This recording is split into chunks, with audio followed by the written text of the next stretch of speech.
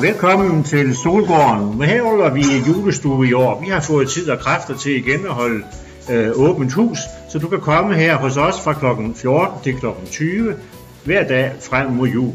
Vi sætter juletræer, vi har spegepølse til salg, og vi har også kunst på væggene.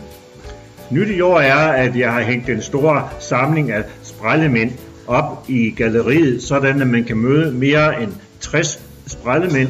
Nogle helt tilbage fra dengang jeg var en lille dreng, op på Godthåbsvej fra 1960 er den første sprællement. Spegepølsen har vi naturligvis lavet af vores eget kvæg. Vi har nogle hereforddyr, som går ude på marken.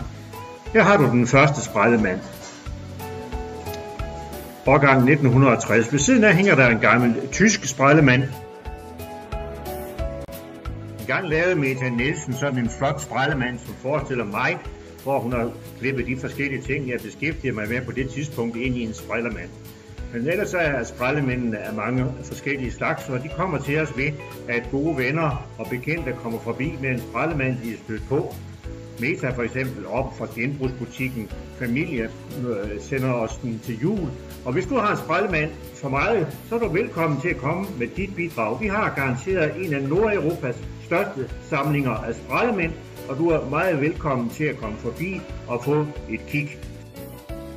Du kan også møde Hilmar Halmqvist. Det er den dejlige nisse, der går rundt inde ved Rudolfi Kirke inde i Aalborg. Han blev for nogle år siden udgivet som en herlig sprællement. Vi ønsker alle en glædelig jul og et godt nytår her fra Solgården.